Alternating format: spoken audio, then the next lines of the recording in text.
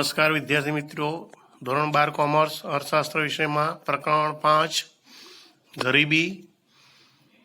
અહીંયા આગળ આપણો પ્રશ્ન ચાલુ છે. ગરીબીનો અર્થ અને ગરીબીના નિર્દેશકો સમજાવો. આ પ્રશ્ન આપણો ચાલુ છે. અગાઉ આપણે ગરીબીના નિર્દેશકો એટલે શું એનો અર્થ સમજી ગયા કે ભાઈ ગરીબીના નિર્દેશક કોને કહેવામાં આવે, તો કે ગરીબી જે પરિબળો દ્વારા ગરીબોના ચોક્કસ સ્વરૂપ અને ગરીબીના પ્રમાણને જાણી શકાય તેને ગરીબીના નિર્દેશકો કહે છે. અથવા આપણે વ્યાખ્યા આપી હતી ચોપડી પ્રમાણે કે ભાઈ ગરીબીની કક્ષા અને તેનું પ્રમાણ દર્શાવતી બાબતોને ગરીબીના નિર્દેશક તરીકે ઓળખવામાં આવે છે. જેમાં આપણે ગરીબીના નિર્દેશકો તરીકે સૌથી પહેલાં આપણે નીચો માથાદીઠ ઘરગથ્થુ વપરાશી ખર્ચ એના વિશે ચર્ચા કરી હતી કે ભાઈ આપણા ભારત જેવા વિકાસમાન દેશોમાં વિકસિત દેશો કરતાં નીચો માથાદીઠ ઘરગથ્થુ વપરાશી ખર્ચ જોવા મળે છે, જે બાબત ગરીબી દર્શાવે છે. ત્યારબાદ કુપોષણનું પ્રમાણ, કુપોષણ એટલે શું એની વ્યાખ્યા જોઈ હતી કે ભાઈ કુપોષણ એટલે એવી પરિસ્થિતિ કે જેમાં વ્યક્તિ દ્વારા લેવાતા ખોરાકમાં પૂરતા પ્રમાણમાં કેલરી, પ્રોટીન, કાર્બોહાઈડ્રેટ, વિટામિન અને મિનરલ્સનો સમાવેશ થતો નથી, અથવા તો કે પૂરતા પોષણયુક્ત આહાર લેતા નથી તેવા વ્યક્તિઓ કુપોષિત વ્યક્તિઓ તરીકે ઓળખાય છે. તો કે દુનિયાના વિકસિત દેશોની તુલનામાં ભારત જેવા વિકાસમાન દેશોમાં કુપોષણનું પ્રમાણ વધુ જોવા મળતું હોય છે. ભારતમાં 1990-92ની તુલનામાં 2014-16માં કુપોષણ વ્યક્તિઓની સંખ્યામાં ઘટાડો થયેલો જોવા મળે છે. તેમ છતાં 2015ના ફાઓના અહેવાલ મુજબ ભારતમાં કુપોષિત વસ્તીનું પ્રમાણ વિશ્વમાં બીજા નંબરે હતું. આ બાબત ગરીબીનો નિર્દેશ કરે છે, એ ચર્ચા કરી હતી આપણે. ત્યારબાદ અપેક્ષિત આયુષ્ય અને બાળ મૃત્યુ દર. અપેક્ષિત આયુષ્ય અને બાળ મૃત્યુ દર, તો કે ભારતમાં વિકસિત દેશોની તુલનામાં અપેક્ષિત આયુષ્ય નીચું અને બાળ મૃત્યુ દરનું પ્રમાણ ઊંચું રહેલું જોવા મળે છે. આ બાબત ગરીબીનો નિર્દેશ કરે છે. ત્યારબાદ આગળ તબીબી સગવડો. તબીબી સગવડો એટલે કે સ્વાસ્થ્ય ક્ષેત્રે ડૉક્ટરો, નર્સ, કમ્પાઉન્ડર વગેરે કર્મચારીઓ દ્વારા અપાતી સેવાઓ એને તબીબી સેવાઓ તરીકે ઓળખવામાં આવે છે. તો કે ભારતમાં આંતરરાષ્ટ્રીય તુલનાએ તબીબી સગવડોના ડૉક્ટરોની અછત જોવા મળે છે. બરાબર, આ પણ આપણે ચર્ચા કરી હતી કે વિકસતા દેશોમાં દર 6,000ની વસ્તીએ એક ડૉક્ટરની સેવા ઉપલબ્ધ હોય છે, જ્યારે વિકસિત દેશોમાં 350ની વસ્તી માટે એક ડૉક્ટરની સેવા ઉપલબ્ધ હોય છે. તો આ બાબત એક ગરીબીનો નિર્દેશ કરે છે. ત્યારબાદ પીવાનું પાણી. તો કે અહીંયા આગળ વ્યક્તિને જીવન જીવવા માટે સૌથી સુરક્ષિત પીવાલાયક પાણી અને સ્વચ્છતાની સગવડ બરાબર સ્વાસ્થ્ય સાથે સંકળાયેલી બાબત ગણાય છે. તો કે ભારતમાં આજે દૂષિત પાણી, શુદ્ધ અને પૌષ્ટિક ખોરાકનો અભાવ વગેરે પરિબળો અનેક રોગોનું કારણ બનતા હોય છે. 2011ની વસ્તી ગણતરી પ્રમાણે ભારતમાં 63.3% કુટુંબોને નળ દ્વારા શુદ્ધ થયેલું પાણી પ્રાપ્ત થાય છે. 8.67% કુટુંબોને નળ દ્વારા શુદ્ધિકરણ ન હોય એવું પાણી પ્રાપ્ત થાય છે અને 26% લોકોને અન્ય સ્ત્રોત જેવા કે કૂવા, હેન્ડપંપ, ટ્યુબવેલ, ઝરણા, નદી, નહેરો, તળાવો વગેરેથી પીવાનું પાણી પ્રાપ્ત થાય છે. તો આમ શુદ્ધ પાણીના અભાવે પણ ઘણા બધા લોકો બીમારીના ભોગ બને છે. બીમારીને કારણે ગરીબીની સમસ્યા વધારે ગંભીર બનાવે છે. હવે આજે આગળનો મુદ્દો જોઈશું આપણે. આગળનો નિર્દેશક શૌચાલયની સુવિધા. શૌચાલયની સુવિધા તો કે ભારતમાં 2011ની વસ્તી ગણતરી મુજબ કુલ વસ્તીના લગભગ 70% વસ્તી ગ્રામ્ય વિસ્તારોમાં ગંદા વસવાટોમાં રહે છે. ભારતમાં જે અત્યારે કુલ જે વસ્તી છે એના 70% વસ્તી ગ્રામ્ય વિસ્તારોમાં રહે છે અને આ લોકો ગંદા વસવાટોમાં બરાબર કે રહે છે, જેમને શૌચ માટે જાહેર શૌચાલય કે ખુલ્લામાં શૌચાલયની પ્રક્રિયા કરે છે. પરિણામે સ્વચ્છતાના અભાવે પાણીજન્ય અને ચેપી રોગો થવાની શક્યતા વધુ છે. તો આનાથી બચવા સ્વચ્છતા મહત્ત્વની છે અને તે માટે શૌચાલયની સુવિધા અગત્યની છે. પણ ભારતમાં શૌચાલયના અભાવે આજે ઘણા બધા કુટુંબો, ઘણા બધા લોકો રોગોના ભોગ બનતા હોય છે. તો અહીંયા આગળ એક સર્વે અનુસાર ભારતમાં કુલ 100% કુટુંબોમાંથી 66% મકાનમાં જ શૌચાલયની સગવડતાવાળા કુટુંબો છે, જ્યારે 34% કુટુંબો એવા છે કે જેમને શૌચાલયની સુવિધાઓ પ્રાપ્ત થતી નથી. આ કોષ્ટકમાં જોઈ શકાય છે કે ભાઈ ભારતમાં 66% કુટુંબો મકાનની અંદર જ શૌચાલયની સુવિધા ધરાવે છે, જ્યારે બાકીના 34% કુટુંબો જાહેર શૌચાલય કે ખુલ્લામાં જાય છે. પરિણામે સ્વચ્છતાના અભાવે પ્રદૂષણ અને શારીરિક નબળાઈ ઉત્પાદકતા અને ઉત્પાદનને નીચા રાખે છે, જે ગરીબીને વધારવા માટે કારણભૂત પરિબળ બને છે. બરાબર, એક આ મહત્વની બાબત છે કે આજે ઘણા બધા જે ગરીબ પરિવારો છે અથવા જે લોકોની શૌચાલયની સુવિધા ઉપલબ્ધ નથી, એવા લોકો ખુલ્લામાં જતા હોવાથી વારંવાર બીમારીઓના ભોગ બનતા હોય છે, જેને કારણે લોકો શારીરિક નબળાઈ અનુભવતા હોય છે, કામે જઈ શકતા નથી, એની ઉત્પાદન ઉપર અસર થતી હોય છે, આવક ઉપર અસર થતી હોય છે, અને આ પરિસ્થિતિ ગરીબ બનાવે છે. તો આમ શૌચાલયની સુવિધાનો અભાવ એ ગરીબીનું કારણ માનવામાં આવે છે, નિર્દેશક બનતું હોય છે. એ રીતે બીજું એક મહત્વનું નિર્દેશક છે રહેઠાણ. ગરીબીના નિર્દેશક તરીકે રહેઠાણો અને તેનું સ્વરૂપ એક મહત્વનો નિર્દેશક કહેવાય છે. માનવીની મહત્વની 3 જરૂરિયાતો છે, પાયાની 3 સગવડો, બરાબર, કે ભાઈ અન્ન, વસ્ત્ર અને રહેઠાણ. એમાંની આ ત્રીજી મહત્વની જરૂરિયાત રહેઠાણ એ હોવું જ જોઈએ, પરંતુ વિકસિત દેશોની તુલનામાં વિકસતા દેશોમાં રહેઠાણોની તંગી વધુ જોવા મળે છે.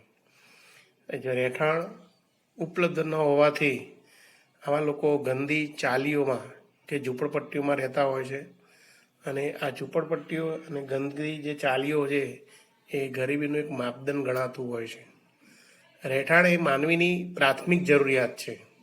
આપણે હમણાં જ કીધું કે ભાઈ માનવીને અહીંયા આગળ 3 મહત્વની સુવિધા મળી જોઈએ, અન્ન, વસ્ત્ર અને રહેઠાણ. પણ રહેઠાણ આજે ઘણા બધા લોકો છે કે જેની પૂરતી સુવિધાવાળા રહેઠાણ પ્રાપ્ત થતા નથી, એટલે આવા લોકો ગંદી ચાલીઓ કે ઝૂંપડપટ્ટીઓમાં રહેતા હોય છે. રહેઠાણ મળે તો કેવા મળે છે તેના પરથી ગરીબીનું પ્રમાણ નક્કી થતું હોય છે. તો રહેઠાણનું મકાન, ઓરડાઓ, રહેનારાઓની સંખ્યા, ઘરમાં નળ, ડ્રેનેજ, વીજળી જેવી સગવડતા ધરાવતા મકાનોની ટકાવારી ગરીબીની કક્ષા દર્શાવે છે. આજે ઘણા બધા લોકો રહેઠાણ પ્રાપ્ત થતું હોય છે, પરંતુ એ લોકોને જે રહેનારાઓની સંખ્યા, બરાબર, એ ઘણી બધી વધારે હોય છે. ભાઈ એક મકાનમાં મારે કે કુટુંબના સભ્ય સંખ્યા વધારે હોય, ઘરમાં નળ, ડ્રેનેજની સુવિધા એટલે કે ગટર લાઇનની સુવિધા ના હોય, વીજળીની સુવિધા ના હોય, આવા મકાનો એ ગરીબીનું પ્રમાણ દર્શાવે છે, ગરીબીની કક્ષા દર્શાવે એમ કહી શકાય છે. રહેઠાણ એને કહેવાય કે પૂરતી સગવડતાવાળા મકાનો હોવા જોઈએ, પરંતુ ભારતમાં આવી પૂરતી સગવડતાવાળા મકાનોની તંગી છે. ભારતમાં આજે પણ 60 કરોડ લોકો સ્વાસ્થ્યને હાનિ પહોંચાડે અથવા જીવન માટે જોખમરૂપ એવા નિવાસ સ્થાનોમાં રહે છે. યાદ રાખજો, કેટલા કરોડ લોકો, તો કે 60 કરોડ લોકો સ્વાસ્થ્યને હાનિ પહોંચાડે અથવા જીવન માટે જોખમરૂપ એવા નિવાસ સ્થાનમાં રહે છે. એટલે કે આવા લોકો ગંદી ચાલીઓને ઝૂંપડપટ્ટીઓમાં રહેતા હોય છે. ભારતમાં મોટાભાગના મકાનો 1 રૂમની સગવડતાવાળા છે, જે ગરીબીનું એક મહત્વનું માપદંડ બને છે. આપણે શહેરોમાં પણ જોતા હોય છે કે ઘણા બધા લોકો ભાડાના મકાનોમાં રહેતા હોય છે, 1 રૂમના મકાનમાં રહેતા હોય છે, સભ્ય સંખ્યા વધારે હોય છે. આ બાબત શું ગરીબીનો નિર્દેશ કરે એમ કહી શકાય છે. તો રહેઠાણની તંગી એ ગરીબીનો નિર્દેશક બનતો હોય છે. એ જ રીતે વીજળીની વપરાશ, તો અહીંયા આગળ ગરીબી નક્કી કરવા માટે વીજળી પ્રાપ્ત થવી જરૂરી છે, પરંતુ નક્કી કરેલ અંદાજ પ્રમાણે વીજળી પ્રાપ્ત થતી ન હોય ત્યારે પણ ગરીબીનો નિર્દેશક બનતો હોય છે. તો આજે કોઈ પણ દેશના આર્થિક વિકાસને અસર કરનાર એક મહત્વનું પરિબળ વીજળીની સગવડ છે, કારણ કે આજે માનવીની એક મૂળભૂત જરૂરિયાત વીજળી બની ચૂકી છે. આજે કોઈ પણ નાગરિક, કોઈ પણ વ્યક્તિ વીજળી વગર જીવન જીવી શકતો નથી. વીજળી એક મહત્વની પાયાની સગવડ બની ચૂકી છે. દેશમાં આજે ઉત્પાદન વધારવા માટે તેમજ લોકોના જીવનની ગુણવત્તા સુધારવા માટે વીજળીની સગવડ ખૂબ જ મહત્વની ગણવામાં આવે છે. ભારત વીજળીનો એક મોટો ઉત્પાદક અને વપરાશ કરતો દેશ ગણાય છે. આમ છતાં આપણા દેશમાં વધુ વસ્તી અને ઓછી માથાદીઠ આવક હોવાથી માથાદીઠ વીજળીનો વપરાશ ખૂબ જ ઓછી છે. વિકસિત દેશોની તુલનામાં ભારતની માથાદીઠ વીજળીની વપરાશ ખૂબ જ ઓછી છે. અહીંયા ભારતમાં વીજળીની માથાદીઠ વપરાશ 765 કિલોવોટ છે, જે US, UK અને જાપાન જેવા વિકસિત દેશોની સરખામણીએ ઘણો જ ઓછો વપરાશ કહેવાય છે. બરાબર, એટલે કે અહીંયા આગળ લોકો વીજળી પ્રાપ્ત કરી શકતા નથી, કારણ કે આપણા ભારતમાં વીજળી વિનામૂલ્યે પ્રાપ્ત થતી નથી. અને આવો જે ગરીબ વર્ગ જે ઝૂંપડપટ્ટીમાં રહેતો હોય, ચાલીઓમાં રહેતો હોય, આવા વર્ગોની પાસે આવક બહુ જ ઓછી હોવાને કારણે લોકો વીજળી ખરીદી શકતા નથી, એટલે વીજળી વગર એમને જીવન જીવવું પડતું હોય છે. તો આ વીજળીનો વપરાશ ખૂબ જ ઓછો થતો જોવા મળે છે. આ બાબત પણ એક ગરીબીનો નિર્દેશ કરે છે એમ કહી શકાય છે. ત્યારબાદ મહત્વનો નિર્દેશક છે શિક્ષણ. શિક્ષણ તો કે અહીંયા આગળ શિક્ષણ મહત્વની બાબત કહેવામાં આવે છે કે શિક્ષણના અભાવને લીધે દેશમાં અકુશળ અને ઓછા કાર્યક્ષમ શ્રમિકો તૈયાર થતા હોય છે, જેને કારણે શ્રમિકો માટે રોજગારીની તકો અને વ્યવસાય પસંદગીની તકો મર્યાદિત બનતી હોય છે. પરિણામે વેતન દર નીચા અને માથાદીઠ આવક પણ નીચી હોય છે, જે ગરીબીના વધારા માટે જવાબદાર બને છે. તો અહીંયા આગળ વિશ્વ બેંકની માહિતી મુજબ 15 વર્ષ કે તેથી વધુ ઉંમરના લોકો જે લખી અને વાંચી શકે તેને સાક્ષર છે, બાકીના નિરક્ષર કહેવાય છે. વિદ્યાર્થી મિત્રો અહીંયા ધ્યાન રાખજો કે આંતરરાષ્ટ્રીય ધોરણે સાક્ષર કોને કહેવાય એની વ્યાખ્યા કીધી હોય તો આ વ્યાખ્યા તમે લખી શકો કે ભાઈ 15 વર્ષ કે તેથી વધુ ઉંમરના અથવા વધુ વયની વ્યક્તિઓ કોઈ એક ભાષા વાંચી લખી શકે એને સાક્ષર કહેવામાં આવે છે. એને બીજા શબ્દમાં પ્રૌઢ સાક્ષર તરીકે પણ ઓળખવામાં આવે છે. તો અહીંયા આગળ 15 વર્ષ કે તેથી વધુ વયની વ્યક્તિઓને સાક્ષર લખી વાંચી શકે એને સાક્ષર કહેવામાં આવે છે. હવે આજે ઘણા બધા લોકો એવા હોય છે કે જે વાંચી લખી શકતા નથી, તો આવા લોકો મોટે ભાગે ગરીબ હોય છે. બીજું કે શિક્ષણ મેળવેલું હોતું નથી, શિક્ષણના અભાવે લોકો તાલીમ પણ પ્રાપ્ત કરી શકતા નથી, તેથી અકુશળ હોય છે. કુશળતા એટલે કે કોઈ પણ કામ પ્રત્યેની પોતાની આવડત ધરાવતા હોતા નથી, તેથી ઓછી ઉત્પાદકતા ધરાવતા હોય છે. અને આવા શ્રમિકો બરાબર કે કોઈ પણ પ્રકારનો વ્યવસાય કે રોજગારીની તકો યોગ્ય મેળવી શકતા નથી, એમની તકો કે પસંદગીઓ પણ મેળવી શકતા નથી. પણ એમ નીચા વેતનો પ્રાપ્ત થતા હોય છે, ઓછી આવકો પ્રાપ્ત થતી હોય છે, અને એને કારણે આવા લોકો ગરીબ બનતા હોય છે. તો આમ ભારતમાં નિરક્ષરતાનું પ્રમાણ જોવા મળે છે. શિક્ષણનું પ્રમાણ ઓછું જો હોવાને કારણે પણ ગરીબીનો નિર્દેશક બનતો હોય છે. જેમ કે વર્ષ 2011માં બ્રાઝિલમાં સાક્ષરતા દર 91% હતો, એ સૌથી વધારે સારો કહી શકાય. ભાઈ બ્રાઝિલમાં કુલ વસ્તીના 91% લોકો સાક્ષર, જ્યારે ભારતમાં 74.4% લોકો સાક્ષર છે. નેપાળમાં 60% લોકો, પાકિસ્તાનમાં 55% લોકો સાક્ષરતા દર ધરાવે છે. આ દર્શાવે છે કે વિકાસશીલ દેશોમાં સાક્ષરતા દર બરાબર કે વિકસિત દેશોની સરખામણીમાં ઘણો ઓછો હોય છે.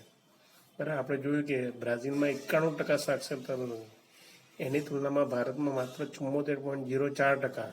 એટલે હજુ પણ આપણા ભારતમાં લગભગ 26% લોકો બરાબર ગરીબી રેખાની નિરક્ષરતા ધરાવે એમ કહી શકાય. તો આમ ગરીબ વસ્તીમાં શિક્ષણનું પ્રમાણ ઓછું હોવાથી આવા જે ઓછું ભણેલા લોકો એ રૂઢિચુસ્ત માનસ ધરાવતા હોય છે. રૂઢિચુસ્ત એટલે શું છે કે જૂની માન્યતાઓ, જૂની પરંપરાઓમાં ધરાવતા હોય છે. બરાબર, એટલે નવી બાબતો, વૈજ્ઞાનિક અભિગમ ધરાવતા હોતા નથી. આવા અશિક્ષિત લોકોમાં અજ્ઞાનતાનું ઊંચું પ્રમાણ હોય છે, અને એને કારણે આ લોકો વધુને વધુ ગરીબ બનતા જતા હોય છે. તો આમ નિરક્ષરતા એ ગરીબીનું પ્રબળ નિર્દેશક ગણાતું હોય છે. માત્ર માથાદીઠ આવક ઉપરના પ્રમાણ પરથી જ વિશ્વમાં પ્રવર્તી ગરીબીનો સાચો અંદાજ મળતો નથી, પણ ઊંચી માથાદીઠ આવકવાળા દેશોમાં પણ ગરીબી રેખા નીચેની વસ્તીનું પ્રમાણ વધારે હોઈ શકે છે. તો આ રીતે અહીંયા આગળ શિક્ષણ ઓછું હોવાને કારણે લોકો બરાબર કે ગરીબીનો નિર્દેશક તરીકે અસ્તિત્વમાં આવતા હોય છે. ત્યાર પછીની બાબત છે આવક અને સંપત્તિની અસમાન વહેંચણી. 10મો નિર્દેશક છે આવક અને સંપત્તિની અસમાન વહેંચણી. તો કે 1991ના આર્થિક સુધારા બાદના સમયમાં ભારતમાં ઊંચા દરે આર્થિક વૃદ્ધિ અને માથાદીઠ આવકમાં ઝડપથી વધારો થયો હોવા છતાં આવકની અસમાન વહેંચણીને કારણે ગરીબાઈમાં મોટા પ્રમાણમાં ઘટાડો નોંધાયો નથી. હવે અહીંયા એવું કહી શકાય છે કે ભાઈ 1991થી જે આપણે ઉદારીકરણ, ખાનગીકરણ અને વૈશ્વિકરણ એવા સુધારા અમલમાં મૂક્યા છે.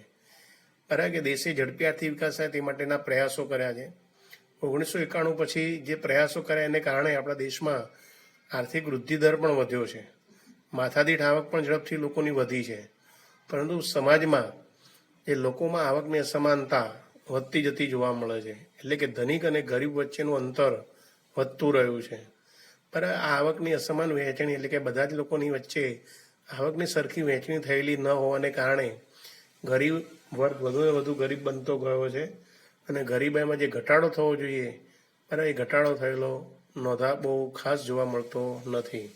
તો આમ આવકની અસમાનતા એ ગરીબી માટે જવાબદાર ગણવામાં આવે છે. તો આવકની અસમાનતા વધવા સાથે એક તરફ ઉચ્ચ જીવન ધોરણ સાથે ઉચ્ચ સગવડો ભોગવતો વર્ગ એટલે કે ધનિક વર્ગ અસ્તિત્વમાં આવ્યો છે. તો બીજી તરફ ઓછી આવક ધરાવતા મકાન વિહોણા તેમજ ગંદા વસવાટોમાં વસતા ખોરાક તેમજ શિક્ષણ અને સ્વાસ્થ્યની પાયાની લઘુત્તમ જરૂરિયાતથી વંચિત ગરીબ વર્ગ જોવા મળે છે. તો આમ સમાજમાં આવકની અસમાનતાને કારણે આવા બે પ્રકારના વર્ગ અસ્તિત્વમાં આવે છે, ધનિક અને ગરીબ વર્ગ. બરાબર. અને આ ગરીબ વર્ગ જે ગરીબીના નિર્દેશકમાં સમાવેશ થતો હોય છે કે જે દેશના આર્થિક વિકાસ માટે અવરોધક પણ બનતો હોય છે. તો અહીંયા આગળ કોષ્ટક સમજાવ્યું છે તમને કે ભાઈ વિશ્વમાં અમેરિકા, યુકે આ વિકસિત દેશો છે અને ભારતના ટોચના 1% વસ્તી પાસે રહેલ વાસ્તવિક આવકનો હિસ્સો અહીંયા દર્શાવેલો છે. તો અહીંયા તમે જોઈ શકો છો કે ભાઈ યુએસમાં 1998માં દેશની જે ધનિક વસ્તી કહેવાય ટોચની એટલે કે ધનિક વસ્તી, તો 1% ધનિક વસ્તી પાસે કુલ રાષ્ટ્રીય આવકનો 15.2% હિસ્સો પ્રાપ્ત થતો હતો, જે આજે વર્ષ 2012માં વધીને 18.9% જેટલો થયો છે. જ્યારે યુકેમાં 1998માં 1% ધનિક વસ્તી પાસે 12.5% જેટલી આવક પ્રાપ્ત થતી હતી, જે 2012માં વધીને 12.7% જેટલી થવા પામી છે. જ્યારે ભારતમાં તમે જોઈ શકો છો કે દેશની જે ધનિક વસ્તી છે બરાબર કે 1% ધનિક વસ્તી પાસે 9% જેટલી કુલ રાષ્ટ્રીય આવકનો હિસ્સો પ્રાપ્ત થતો હતો, જે આજે વધીને 2012માં 12.6% જેટલો પ્રાપ્ત થઈ રહ્યો છે. આ બાબત દર્શાવે છે કે ભારતમાં આર્થિક સુધારાઓથી ઉદ્ભવેલા લાભો ધનિકોને વધુ મળ્યા છે. એટલે કે આપણે જે આર્થિક સુધારા કરીએ છીએ એ આર્થિક સુધારાને કારણે જે આવકમાં વધારો થતો હોય છે એનો લાભ વધુને વધુ ધનિકોને મળતો રહ્યો છે, ત્યારે ગરીબોને બરાબર કે આ લાભ બહુ ઓછા મળ્યા છે. તેથી ધનિક અને ગરીબ વચ્ચેનું અંતર વધતું ગયું છે, આર્થિક અસમાનતા વધુ જોવા મળે છે. આમ ભારતમાં આવકની અસમાનતા એ ગરીબીનો નિર્દેશક બનતો જોવા મળે છે એમ કહી શકાય. ત્યારબાદ છેલ્લો નિર્દેશક છે બેરોજગારીનો ઊંચો દર. તો અહીંયા આગળ ગરીબી માટેનો એક આ બીજો અને છેલ્લો મહત્વનો નિર્દેશક છે બેરોજગારીનો ઊંચો દર. અહીંયા આગળ ભારતમાં બેરોજગારી તો કે પ્રવર્તમાન બેરોજગારી કોને કહેવાય, પહેલાં એની વ્યાખ્યા આપી છે, એ વ્યાખ્યા સમજી લઈએ આપણે. બેરોજગારી કોને કહેવાય, બેકાર વ્યક્તિ કોને કહી શકાય? તો કે પ્રવર્તમાન વેતન દરે વ્યક્તિ કામ કરવાની ઈચ્છા શક્તિ અને લાયકાત ધરાવતો હોય છતાં તેને કામ ન મળે તેવી વ્યક્તિને બેકાર તરીકે ઓળખવામાં આવે છે, બેરોજગાર તરીકે ઓળખવામાં આવે છે. ફરી એકવાર યાદ રાખજો કે ભાઈ પ્રવર્તમાન વેતન દરે વ્યક્તિ કામ કરવાની ઈચ્છા શક્તિ અને લાયકાત ધરાવતો હોય છતાં વ્યક્તિને કામ ન મળે તેવી સ્થિતિને બેરોજગાર તરીકે ઓળખવામાં આવે છે. તો કે ભારતમાં આયોજનની શરૂઆતમાં નીચા આર્થિક વિકાસ અને 1991 પછી રોજગાર વિહોણી વૃદ્ધિને કારણે રોજગારી સર્જનનો દર વધતા શ્રમના પુરવઠાના સંદર્ભમાં નીચો રહ્યો હોવાથી બેરોજગારીનો દર ઊંચો રહ્યો છે.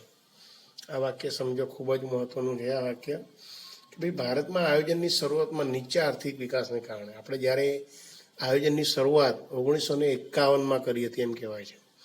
આપણો દેશ 1947માં આઝાદ થયો, ત્યારબાદ દેશનો ઝડપી આર્થિક વિકાસ સિદ્ધ કરવા માટે 1950માં આયોજન પંચની રચના કરી અને દર 5 વર્ષે પાંચ વર્ષની પંચવર્ષીય યોજનાઓ આપણે અમલમાં મૂકી હતી.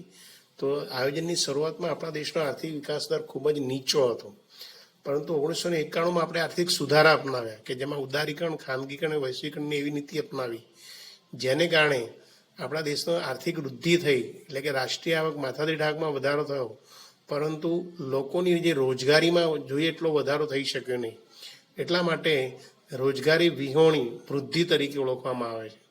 તો આમ આ 1991 પછી આપણા દેશમાં શું છે કે ભાઈ ઉદ્યોગોમાં ટેકનોલોજીનો ઉપયોગ થવા લાગ્યો, બરાબર કે મૂડી રોકાણ શેમાં ટેકનોલોજીમાં થવા લાગ્યું અને શ્રમિકોની શું છે અવગણના કરવામાં આવી. શ્રમ પ્રધાન ઉત્પાદન પદ્ધતિને બદલે આપણે મૂડી પ્રધાન ઉત્પાદન પદ્ધતિનો વધુ ઉપયોગ કરવા લાગ્યા, જેને કારણે રોજગારી સર્જનનો દર અહીંયા આગળ કેવો રહ્યો, નીચો રહ્યો અને તેથી બેરોજગારીનું પ્રમાણ વધતું રહ્યું એમ. તો આમ બેરોજગારીની સ્થિતિમાં વ્યક્તિ આવકના અભાવે પોતાની અને પોતાના કુટુંબની લઘુત્તમ જરૂરિયાતો પણ સંતોષી શકતા નથી.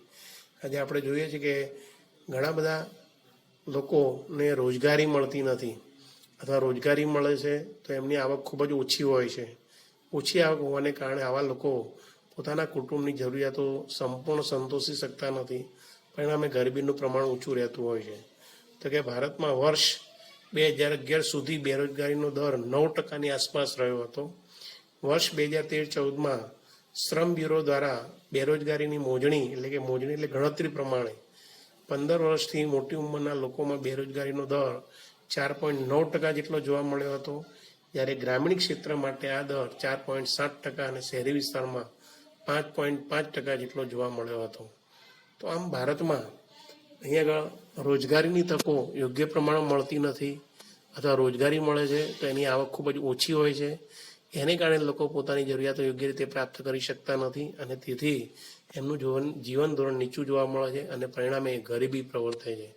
તો આ રીતે ગરીબી માટે બેરોજગારીનો ઊંચો દર એ પણ એક જવાબદાર નિર્દેશક બને છે. તો આમ અહીંયા આગળ આપણે ગરીબીના નિર્દેશકો એ 11 નિર્દેશકો પૂર્ણ કર્યા. તો કોઈ પણ દેશમાં ગરીબી છે કે નહીં, ગરીબીની કક્ષા કેટલા પ્રમાણમાં છે તે જાણવા માટેના આવા જુદા જુદા 11 નિર્દેશકોની આપણે અહીંયા આગળ ચર્ચા કરવી પડે. પરીક્ષામાં આ રીતે આખો આ પ્રશ્ન પૂછાય કે ભાઈ ગરીબી એટલે શું, ગરીબીનો અર્થ સમજાવી, ગરીબીના નિર્દેશકો સમજાવો. તો અહીંયા આગળ તમારે કોઈ પણ 5 નિર્દેશકો ટૂંકમાં સમજાવવા પડે.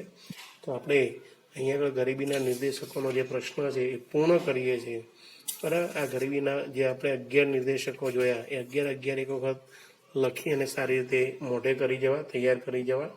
હવે આના પછીનો આગળનો જે પ્રશ્ન આપણો આવશે, ગરીબીના કારણો, કે ભાઈ ગરીબી કયા કારણોસર અસ્તિત્વમાં આવે છે, ગરીબી માટેના મુખ્ય કારણો કયા કયા છે, તેના વિશેની ચર્ચા આપણે નેક્સ્ટ લેક્ચરમાં કરીશું. તો અહીંયા સુધી આપણે ગરીબીનો અર્થ, ગરીબીના નિર્દેશકો એટલે શું, અને ગરીબીના નિર્દેશકો કયા કયા છે, 11 નિર્દેશકો સમજાવીને મોઢે કરી લખી જવા. ઓકે.